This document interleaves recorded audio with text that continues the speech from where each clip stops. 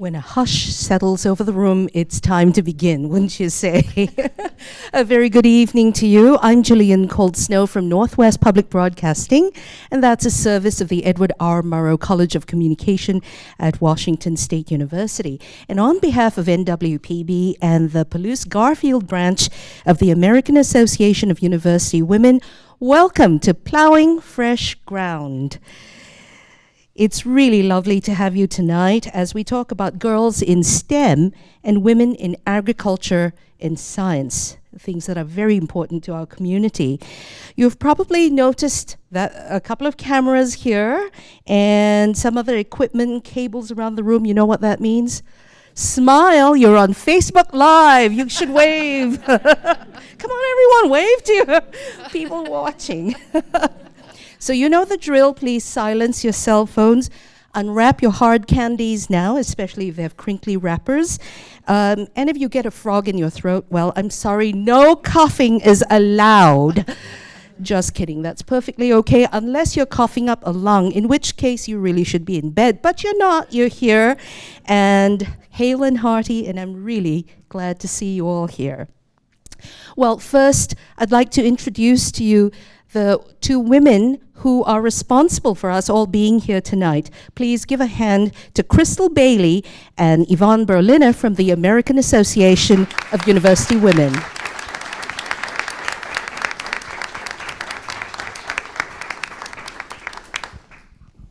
Welcome to Plowing Fresh Ground from the Palouse-Garfield branch of the American Association of University Women.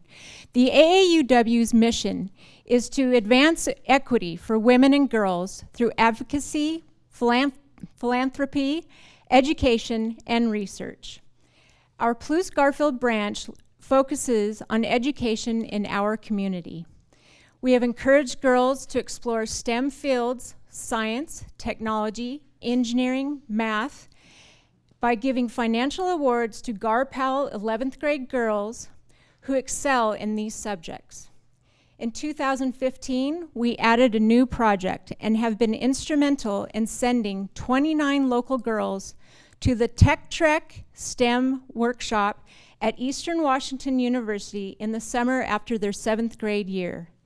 We raise $1,000 per girl through donors and selling boxes of locally grown pulses and grains. Please take a look at our table tonight and consider becoming a member of our local branch and joining us in these great programs.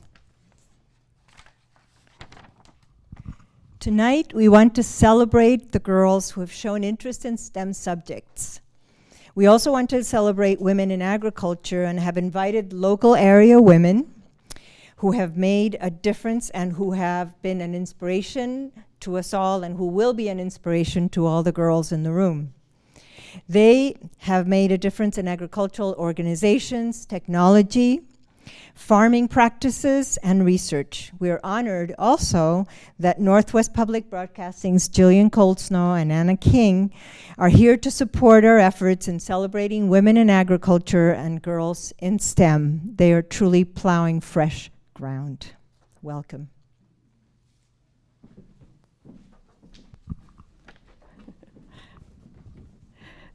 Thank you, all three of you. Oh, sorry. Oh, yeah, you're right. Yes, you're right.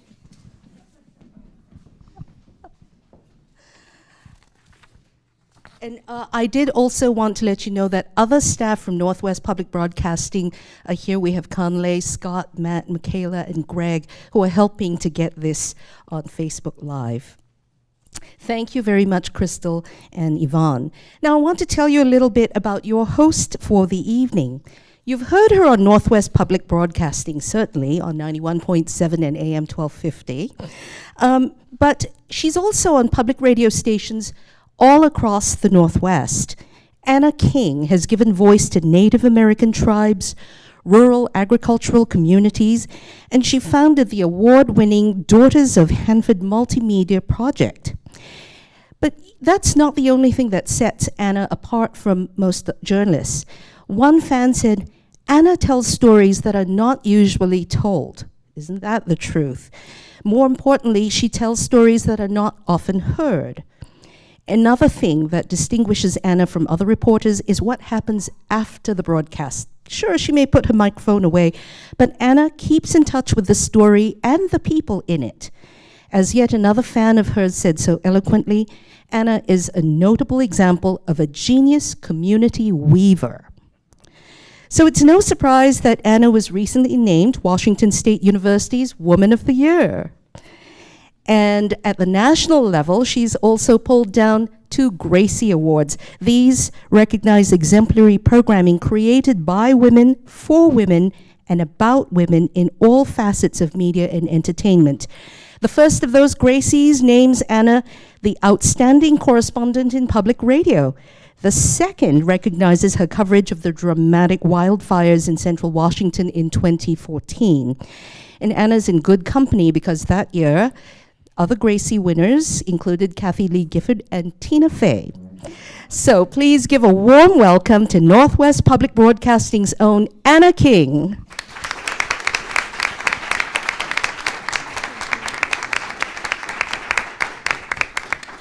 Thank you, Jillian. I jumped the gun the first time. I am so pleased to be here in Palouse, Washington. I went around the crowd just a tiny bit before, and I was able to meet a Palouse librarian. I was able to meet a microbiologist who works to study fish diseases. I was able to meet a computer programmer. And I've heard that you guys are going to have a big festival coming up called Haunted Palouse just in a little while, and I'm so excited about that. It's just lovely to come to a place that I have not spent a lot of time before, and to get to know the residents here. At first, I'd like all the girls who attended Tech Trek Camp this year and in years past to stand up. We're here for you, and let's give them a round of applause.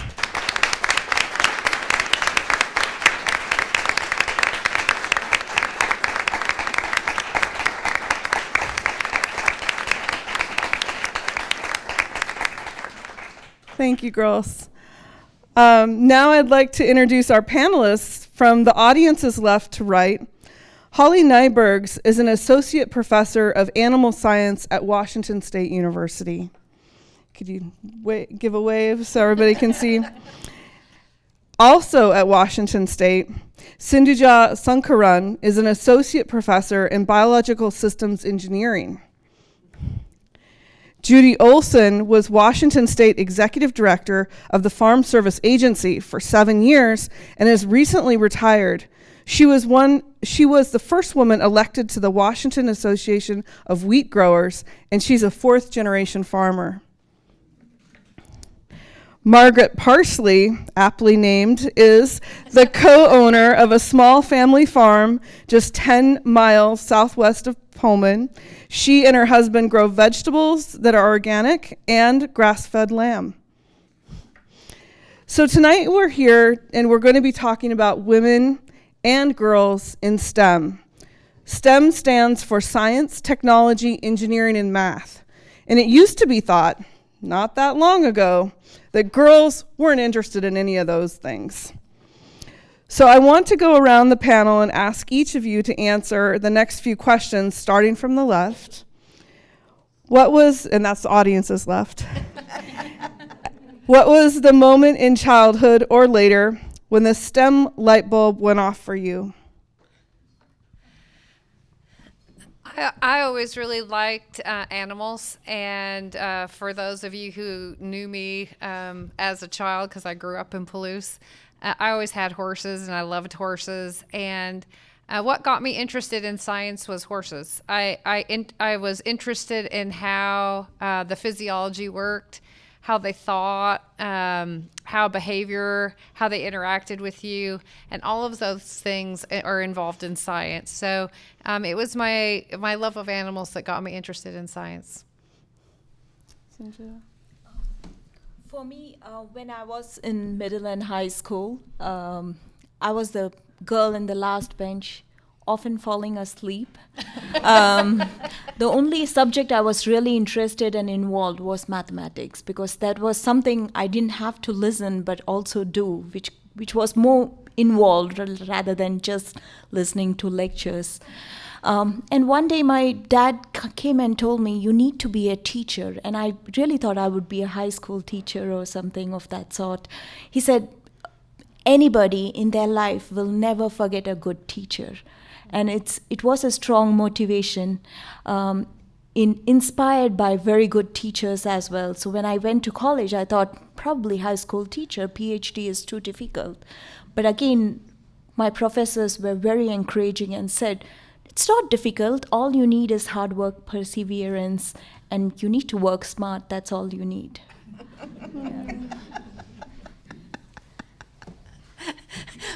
Well, much like Holly, I grew up here and had a love of horses and animals my whole life.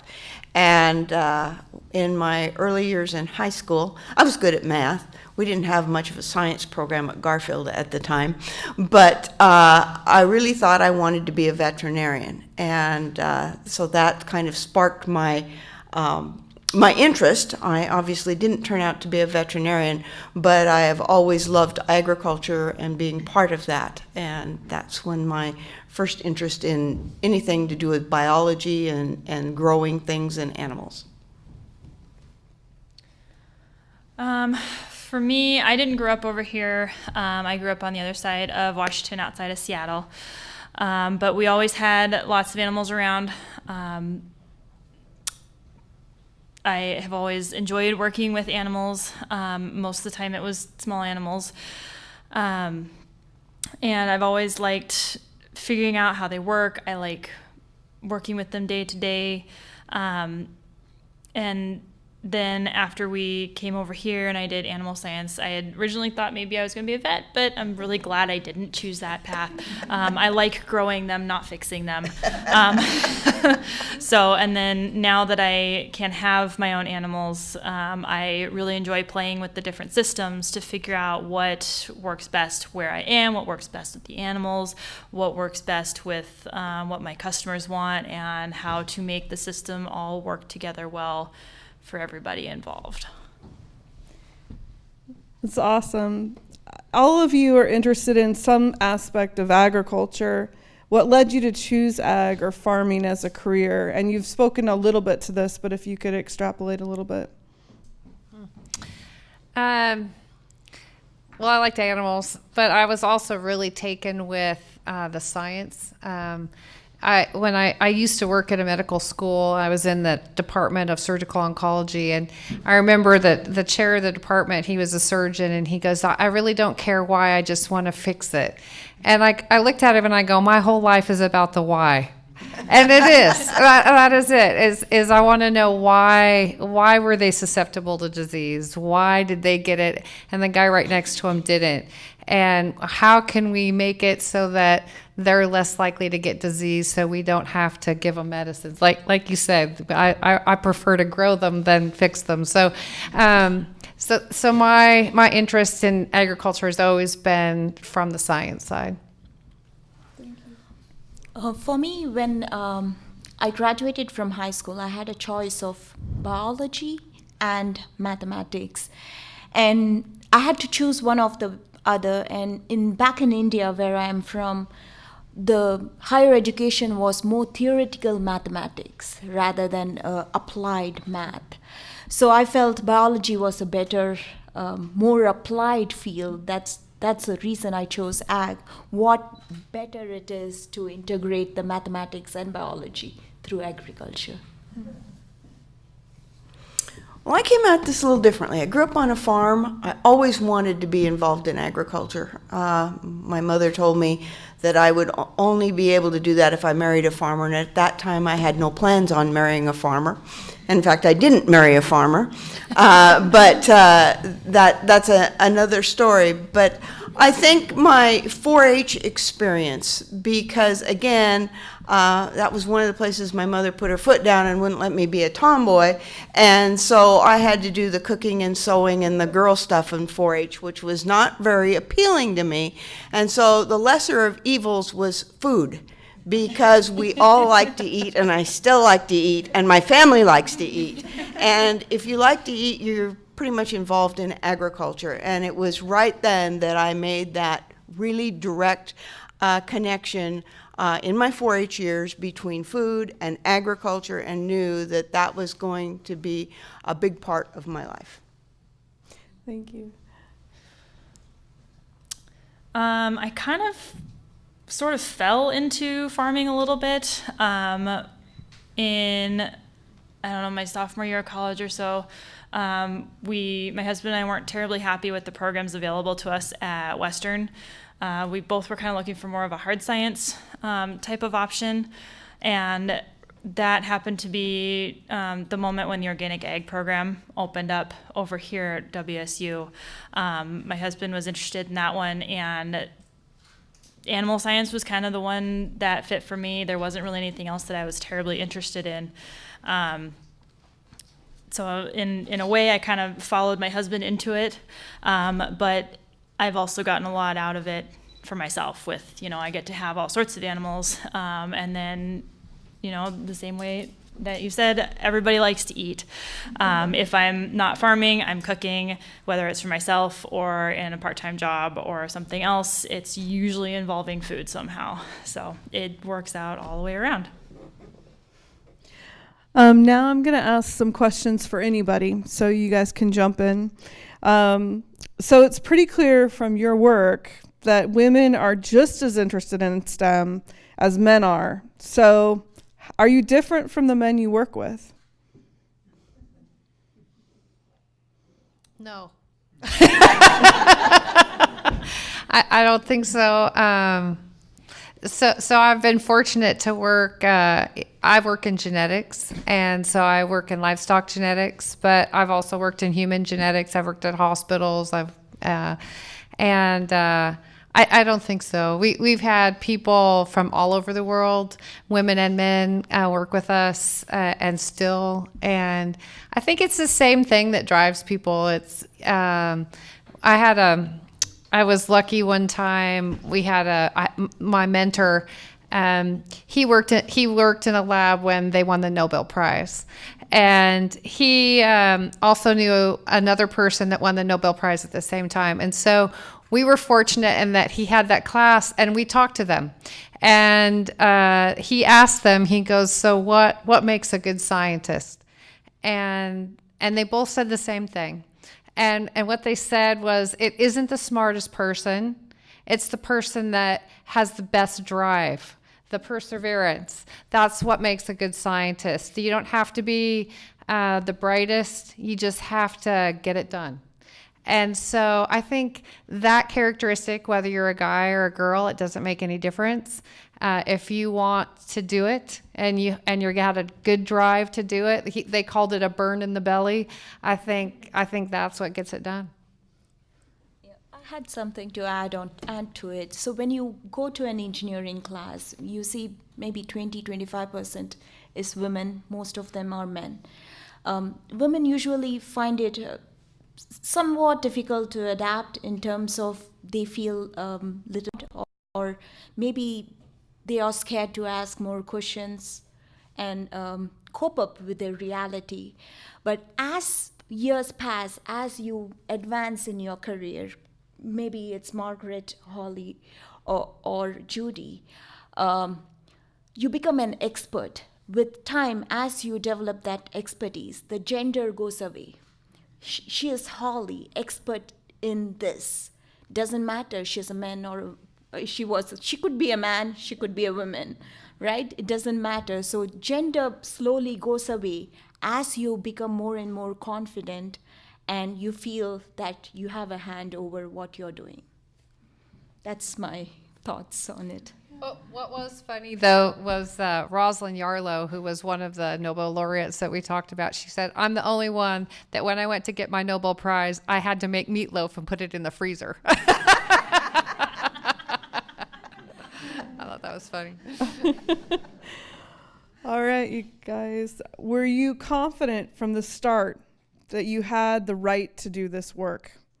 Or did you have to overcome some challenges based on your gender to get where you were going? I certainly faced a couple of those different challenges. You know, a lot of my challenges are from that I didn't grow up in agriculture, so there's a lot of base level knowledge that I had no idea, whether it was working with, you know, the slaughterhouses or whether it was how to get to and into a market. I just didn't know any of that. And then I also ran into, and it was kind of different because I kind of had my feet in two different roles a little bit, where, you know, we're small, we're local, we sell retail direct to market for a lot of our things.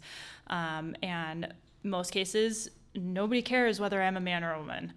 When a lot of times when I'm working with my livestock, I'm not certified organic. I'm not anything that kind of sets me completely apart from conventional folks. When I buy pigs, I buy them from the conventional guys that are selling some to into the 4-H market. So I have to deal with the conventional level as well. And they viewed me differently. Not only am I young, but I'm a woman and I'm not from here. So I had a lot of times where I had to be a little bit more persistent, or a lot more persistent. I couldn't take my kids with me, or I couldn't go do things with my husband because they'd prefer to talk to him, even though he has no idea in that case what was going on. They just didn't want to talk to me. So I did run into some of that stuff where, you know, I'm just as capable as any man in any of the fields that I work in. But the problems are more what they perceive of me.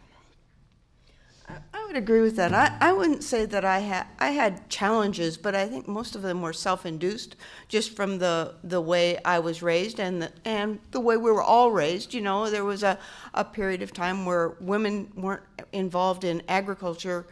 They didn't take credit for it. I knew a lot of women that drove truck or drove tractor or did a lot of things and were more than 50% of the farming operation and did the books at night and whatnot, but they didn't take credit. They let their husband take the credit. He was the farmer and they were just the cook and bottle washer that was busy 24/7.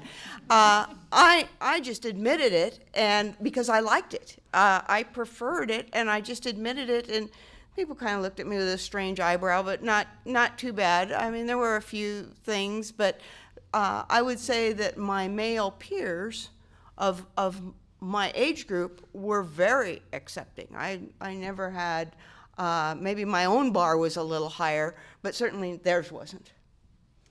I think I only had twice in my career where I had someone say something that was suggestive that my gender made a difference. And in both cases, the people that I worked for were very supportive and kind of took the other guys to task. So I thought that was very commendable. Yeah. Thank you for those answers. Now, what is it that you love about your work? What do you do day to day that's fun? What stimulates your mind and your curiosity? What keeps pushing you forward? The fun thing for me, the reason why I went into research is you get an idea that you figure out how you think something works, and then you get to figure out whether you were right or wrong and chase it down. And in the process of doing that, you get to take students that are excited about it too, and they get to go along for the ride, and they also contribute about what they think is going on, and you get to figure out if that's right or wrong. And I have a good friend that works at the Mayo Clinic, and he says, you know, that 1% of the time that you're actually right, that makes it all worthwhile. and that's it. I mean, it's that 1% that you're like, oh my God, I figured it out, and that's what turns the crank. That's what you love, and that's what keeps you going.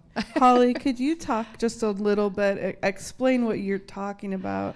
She works with hundreds of cattle. And tell just a little bit about what your job is. So what we do, I do two things primarily in cattle, and what we do, that is similar to what we did at the medical school, is we try to identify if there's regions of the DNA that are associated with making you likely to get sick.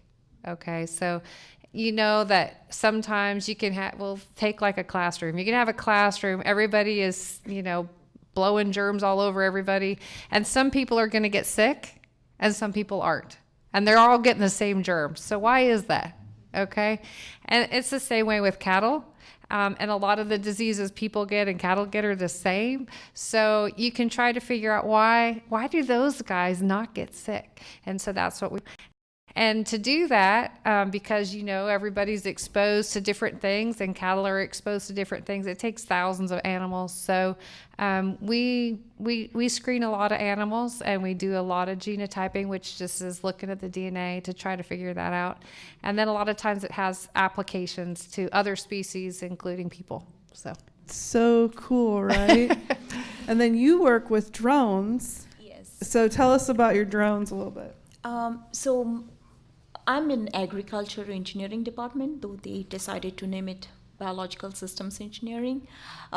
What we work is on sensing technologies. So our human eyes can only see a visible range, but there's a range of sensors that can see beyond our human eyes. So we mount some of these special sensors called as multispectral cameras, which have not only visible but also near infrared sensors that can capture the plant response from the drones. And we are doing the same things but for crops. So we are trying to identify which crops are catching up the disease, at what stage of disease they are at. And sometimes we also do screening of different varieties. So there's always a continuous efforts on new variety development, because you may have in your farm, you may suddenly get a disease and your crop may be wiped out.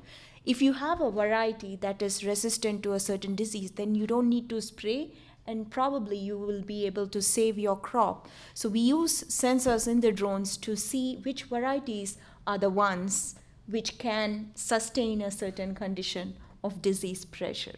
So it's a science and technology. It involves a lot of data processing, data mining. I'm sure yours does as well. The thing I love about it is more questions, more answers, more questions again, right? So it's a continuous uncertainty and certainty that keeps it going, keeps it interesting. And of course, the students make a big difference. So if you have a very motivated student, you feel like pushing your limits more than what you can. So which is exciting. And we meet a lot of new students every year, which is exciting as well. And we just enjoy our work. Supercomputers, drones, coughing cattle. This is awesome stuff.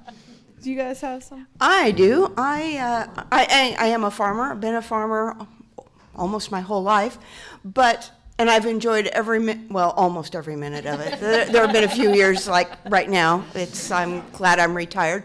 But the part that I want to talk about is the part that I fell into by accident.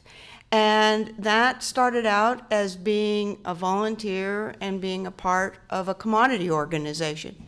And I ended up to be a citizen lobbyist and help with making farm policy for the wheat industry. For many years, I worked in that. And then that evolved or morphed into another job or a couple of other jobs where I got to speak and advocate for agriculture and farmers, particularly the agriculture and farmers in our state and our region. And I loved almost every minute of that too. There were some less than glamorous times, there were some frustrating times, but I think the part that I liked about it was working for agriculture, on behalf of agriculture, and explaining agriculture to people who knew nothing about it and yet had the final say in a lot of matters that affect our lives on a daily and yearly basis. And I really liked that. I really liked advocating for what I figure is probably the greatest group of people that there are, and that is actual producers. And we have a very diverse agriculture in our state, and I got to see a large part of that right, visiting farms and meeting with producers, and that was fascinating every moment. Margaret? The thing I think that really gets me going is I like to make people happy, and I like to see people learn, and I love seeing that that aha moment that people have when they just get it. Almost all of the jobs that I've ever had have been people facing, have been customer service or teaching in some way or another. So with our farm, the thing that I really look forward to every week is going to farmers markets. I get to interface with people all day long. I get to help them figure out how to cook, what it is they want to cook. I get to show them this cool vegetable that looks absolutely amazingly crazy, and get them to take it home and try it, and they come back the next week and they're like, oh my God, that was the best thing ever. And just seeing that and being able to do that with hundreds of people every week is something that I look forward to all the time. Thank you. Those are really thoughtful answers. You guys are a good panel. I'm going to keep you. All right. So we already mentioned meatloaf, but women are often seen as the primary caretakers of their families. How have you balanced that role with your work? Difficult. Yeah, I think it's hard. I think it's hard for anybody, whether you're in science or agriculture. If you're involved in your career, it's hard. I think you just do the best you can. When your kids are in school, they're only in school once. You want to try to be there for their events. Admittedly, I looked like a geek a lot of times. I remember going to more than one basketball tournament with my laptop, running to the concession table and working on a grant, and then running back out right before they started the next game. But that's how I could get it done. So, if you look like a geek, sometimes you are a geek, and that's just what I had to do. For any working woman, I think the balance is very important. For us, both of it, family is very important, work is equally important. It's hard sometimes because sometimes you have an important meeting, your child is sick. You just cannot be there. You have to take care of your child if that's a priority. I think spouses can really help, an understanding that you develop with your spouse and balancing it out can really help. And I think the generation is improving with time, so it's not that women are primary caretakers. I'm seeing more balance with time, that both husband and wife are taking care of equal responsibility for their children. But having that communication together and having a balance is very important. Well, I was very fortunate. I have probably the best partner in the whole world. That we didn't have his and her job descriptions except for two things. I didn't do oil. Anything that had to do with oil, I didn't do that, and he didn't cook. And so everything else, including taking care of the kids and babysitting and running errands or making kids to the dentist or whatever, that just got done, and that made life a lot easier. That we shared in the raising of the kids and the responsibilities that went along with that. And when I started traveling a lot, this is kind of a funny story. I would fill the refrigerator full of meatloaf and all kinds of things that all they needed was to go in the oven because I'd be gone 4 or 5 days at a time. And the first time I came home, and it was still in the refrigerator. Well, the next week I didn't have to cook, but it was still in the refrigerator. And I looked at the boys. I had 3 boys, and the youngest was about 7 at the time, and the oldest was about 12. And I said, "What did you eat?" And they said, "Dad fed us cold cereal 3 times a day." Well, we had hot lunch at school. And can we have anything but cold cereal? I said, "It's time, boys, that you learn to cook." And all 3 of them learned to be really good cooks before my next trip. I'm going to use that oil line. I've been very fortunate as well. My husband is a fantastic partner. He's a fantastic parent. My husband never babysits. He parents his children gladly. So he, a lot of times I'd say he's a lot better than I am. And the other way that we've been very fortunate is that with our farm, whether we were living there or not, they could just come with us. We have very little that's mechanized, so I really never had to worry about children and equipment a whole lot until the last couple of years, and by then they were almost ready to drive the tractor themselves. Shush, we don't talk about that. But they, so they've grown up and they have,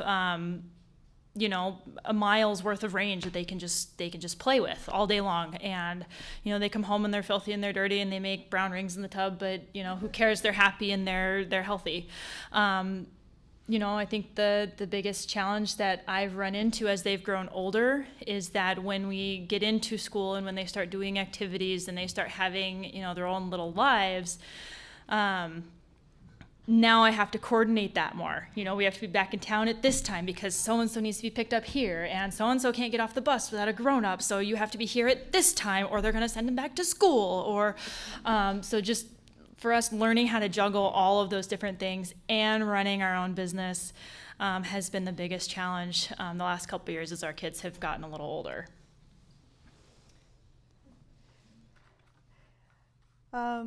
I'd like to ask now, if you had to do it over again, was there ever something else you would have wanted to do with your career? No. Absolutely not. I couldn't have wished or planned a better career than I've had. I'm not sure. I'm an explorer. I like to try everything. She's not done yet. I'm not done yet. Yeah. Holly? I think I'm good. I think I liked what I do. I'm like you. I like to explore things, but what I do in research, you have that opportunity. So if you see something as you're going after one thing that really piques your interest, you can go after that. So it's always evolving. So that's good for me. Yeah. Sometimes I think of going back to school too. So. You're a crazy woman. Yeah, it's just, why not try that? Why not take courses on some other field or something like that? But I enjoy my work. That doesn't mean I don't. But You're just too curious. it's too curious. Fun. Yeah. I've so enjoyed this, and now I'd like to turn to our audience. What are your questions for the panel? These are the ground rules, and I'm very stern about the ground rules.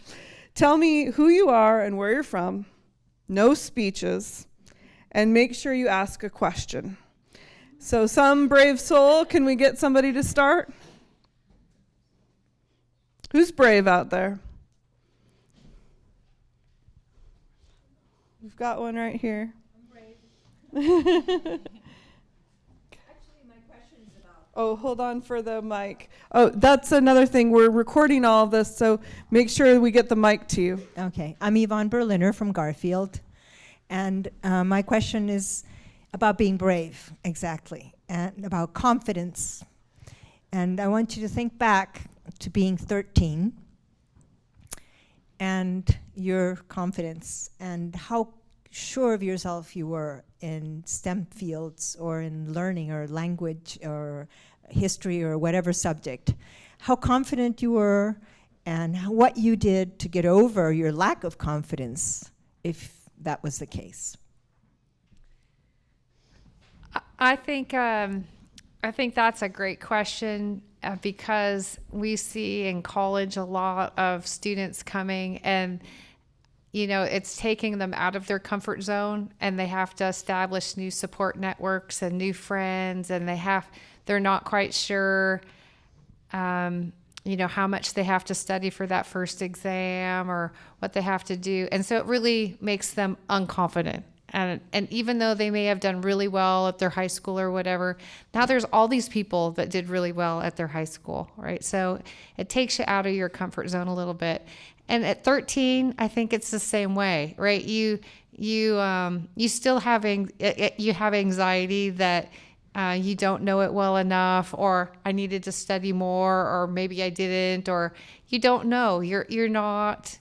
You might try to appear that you know it all and that you're gonna take names, right? But I think at 13 or at 18 or at 23, you still have that doubt, and that a lot of times is what drives you to do better, because you're not sure, you're not totally confident, and by preparing yourself, you can feel better and feel confident, and I think that's what gets you through. But I think the take-home message is that everybody's there. It's not just that you don't feel confident or that you feel a little alone or you're a little scared. Everybody there is the same way. It's not just you. So Go ahead. No, you're next. yeah, I don't want to do a sequence. Let's follow. Okay. I just wanted to share a story. So when I was in high school, I had an organic chemistry test the next day. And I was a sports person. And so what happened is I used to play till the sunset. I played basketball till the sunset because that was so much fun rather than going home and studying for your organic chemistry test. I just enjoyed it. And then I came home one day and I was just so tired, and I had a very bad memory, so organic chemistry was not my thing. I couldn't remember all those equations, alcohols, aldehydes, their properties, their reactions, anything of those sort. And I was just crying. It's like, I'm tired, I want to sleep. Tomorrow I have a test, I have to read, and I was feeling guilty about it. My brother then, he just came, and he was a dentist and he was doing his MDS. He just came to me and said, "Why are you crying?" He said, "Oh, this is so difficult. I don't think so I'll pass tomorrow. There's no way I'm going to pass tomorrow." He told me that if you looked at it and said you will fail tomorrow, you have already failed. Just that attitude itself, that this is difficult, I cannot do this, is going to play a big role. When you study, you're not going to remember it because you don't want to remember. And so sort of like that. So I felt that was a big, I said, yeah, he's right. If I think it's difficult, it is going to be difficult for me to study. So I just went, washed my face, freshened up. I came back. I said, I'm going to do my best. For passing, I need to at least finish 3 or 5 chapters. And I'm only going to focus on getting a pass grade, just on 3 chapters. And I felt I could do it. And just that change of attitude, it is going to be difficult. And all of us face during our careers or times that it's an up and down cycle.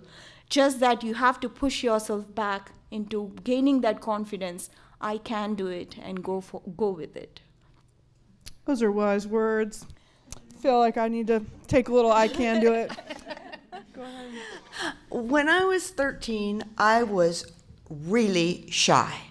I was really shy. I was a pretty good student, but I dreaded if a teacher would call my name. I was one of those kids that would just soon crawl under the desk.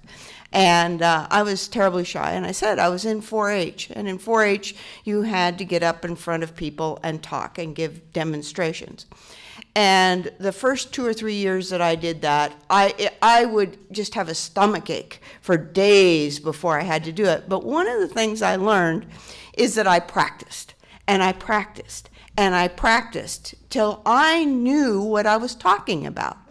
And I was still incredibly shy. And when I got into high school, I was still incredibly shy when it came to public speaking or raising my hand in class or anything like that. And I had a speech class. And I think I would credit that particular high school speech class as the very best class I have ever had in my entire life. And the instructor treated it like a university class, and we had different things that we had to do every week, and we had to get up and speak in front of the class every week. And you had to prepare your speech, and she showed us how to do that. And what I learned is that doesn't keep you from being afraid, doesn't keep you from feeling like you've got butterflies in your stomach for days before you've got to give a presentation or take a test or anything. What it does is it does build your confidence. If you know what you're talking about, and you can say, I've done the best I can to learn everything about what I'm talking about, whether you're giving a demonstration or studying the first chapter in your algebra test, that, you know, I've done all that I can. I've done the best I can. It may not be perfect, but I've done the best I can, and I know this much. I maybe don't know this much, but I know this much. You can go in and say, I know this much, and you don't look at the people. You just tell them what you know. And that's how I learned to speak in public and get over being shy. A woman I heard speak on the radio once called that having your butterflies fly in formation. There is also a TED Talk where they talked about if you're not confident, act as though you're confident. Keep pretending you're confident until you become it, right? So you keep practicing, as she said, and become one once you get it. I had kind of a similar story. I was very, very shy when I was much younger. I don't remember a whole lot of being 13, and I remember being very shy, and I also took a class much like that, although it was in college. And that helped a lot to learn how to keep moving, how to be able to speak in front of people. And I think what finally, the point that I finally hit was when I started into my animal sciences, and I was taking a couple beef classes and a feeds class, and they were all very complicated, and they were all interrelated, and there was all that, base level knowledge that I didn't grow up with. And I finally had to, I do remember sitting in class and go, I'm just going to have to look stupid. I'm just going to have to look stupid and ask the dumb question. And I just had to make that choice in order to get the knowledge that I needed to learn what I needed to learn. Aren't they delightful? I just feel like this is going so well. I want to hear from some of the girls in the audience. And I want you to tell us your name and what grade you're in, and what part of ag or STEM are you interested in? Could we have somebody stand up? Who's brave? All right. Well, I am the oldest, and I'm pretty sure I was the first year that they sent Tech Trek students. And so my name is Lexi Brantner, and I am currently a senior at Garfield Palouse High School. And I attended Tech Trek, and then last year I also received a scholarship from the branch. I am undecided currently of what career field I want to study, but I am interested in the medical field and the possibility of also becoming a lawyer. Not both, but one or the other. I'm interested in a lot of things, so narrowing that down has been very hard, but I am planning to do job shadows to figure that out, and attending Tech Trek has been very helpful to making this decision, so yes. Thank you so much. I'll hand it to my sister as well. I'm Macy Brantner. I'm a sophomore at Garfield Palouse High School. I did Tech Trek, and I wasn't sure about it. I was good in science and math, but it wasn't what I wanted to do. But when I got there and I took my art in nature class and I learned more about the science side of that, I decided that maybe that was something for me. So now I'm more interested in like the medical field or something to do with nature and like animals and things like that. So awesome. Do we have any other girls that would like to speak? I see some up here.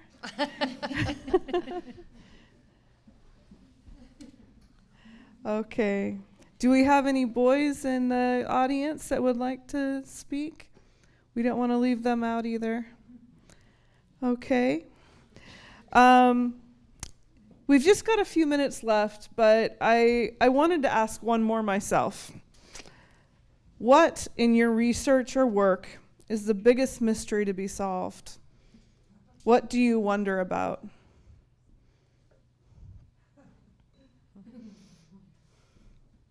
or one of the things that you wonder about?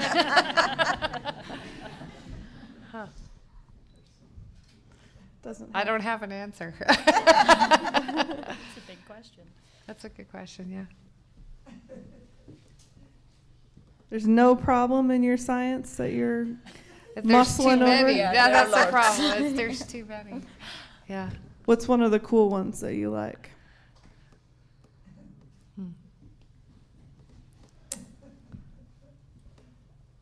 There's so many cool ones. That's the problem. I'm just gonna go back to what I like. So when I got my first graduate degree, it was in reproduction, and so I'm working on reproduction in cattle as well. But a lot of the reproduction that I'm working on in cattle also translates over to humans. So as you might know, that most people that get pregnant, that lose their pregnancy, lose it in the first 3 weeks. And in cattle, it's the same way. Over 80% will lose that in that first 3 weeks, that first month. And then there's some that will lose it late term, like spontaneous abortions. And we see that also in cattle. And so right now, I think I've got 6,000 head that I've looked at when they conceived, when they lost it, and if they lost it early or late. And what we're finding is that the genomic regions that are associated with early embryonic loss are very different than those from fetal loss that are later, and in cattle. And we started this as an undergraduate project on the late term loss because we had students that were interested, and I go, okay, what can I do that I have data on that we could look at? And so we had these undergraduates working at it, and we got this huge statistical signal on some genomic regions in cattle, and come to find out those are the same ones that pop up in humans. And so I find that pretty exciting. And so we're going to go through, we're sequencing it, and we're going to try to find the exact causal mutation.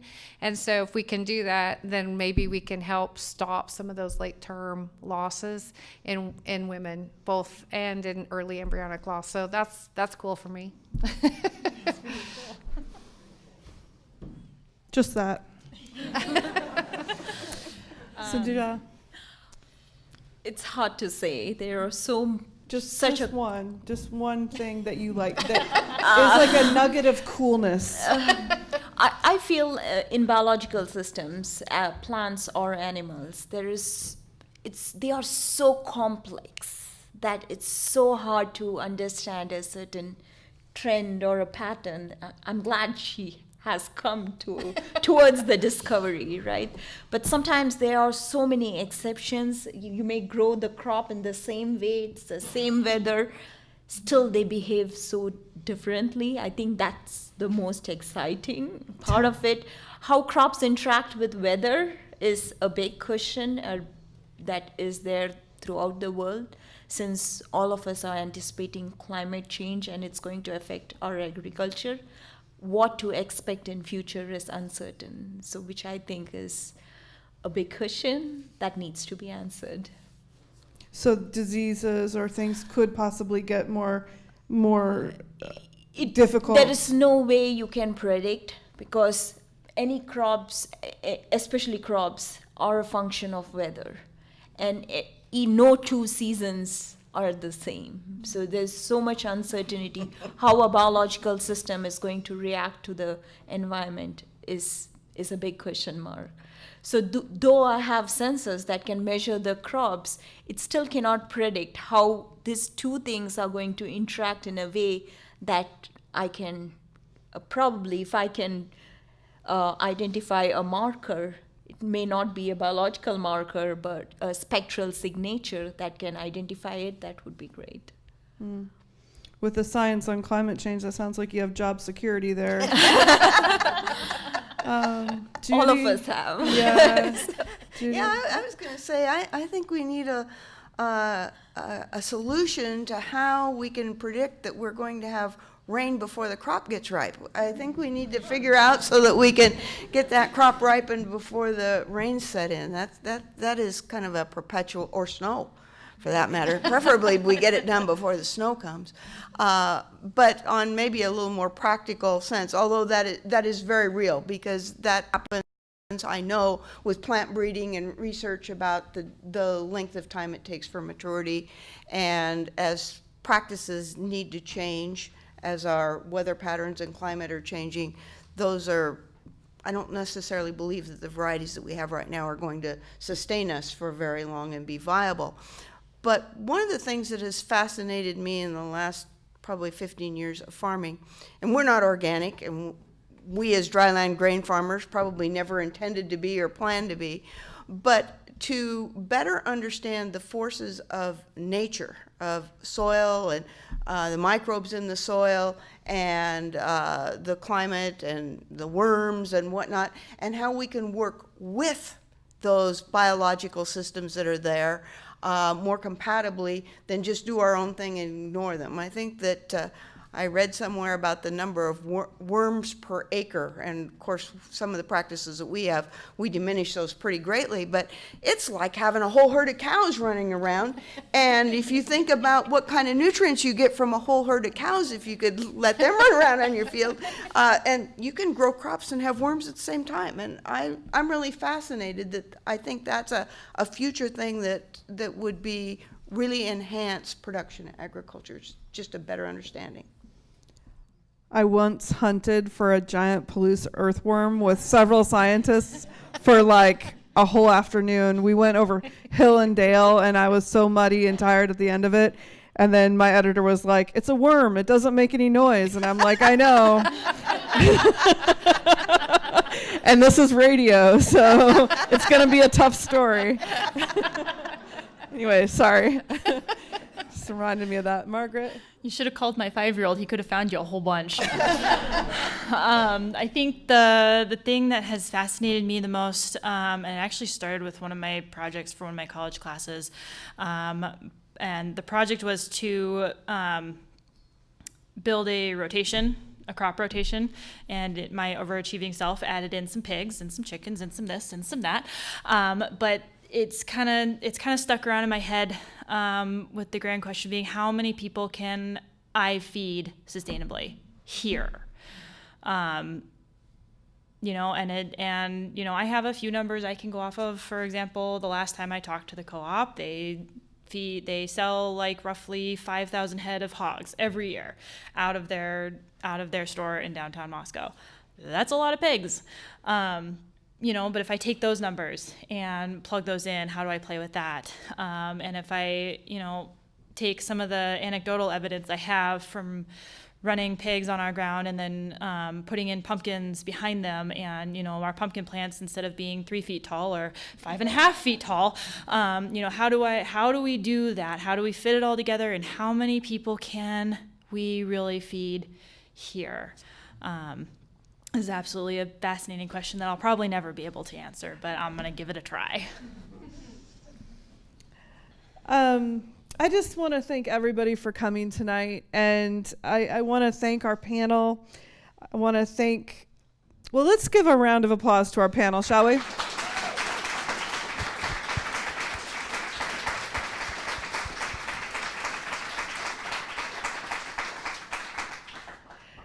I want to also thank Washington State University, Northwest Public Broadcasting, the Palouse-Garfield branch of the Association of University Women, and the Palouse Community Center for hosting this event. Just thank you so much. And I want to say that our panelists and the Northwest Public Broadcasting staff will stay around for a little bit. So if you'd like to come up and ask a question, if you were too shy before, we're all here. And most of all, I just want to thank you, the audience. Could you guys give yourselves a round of applause?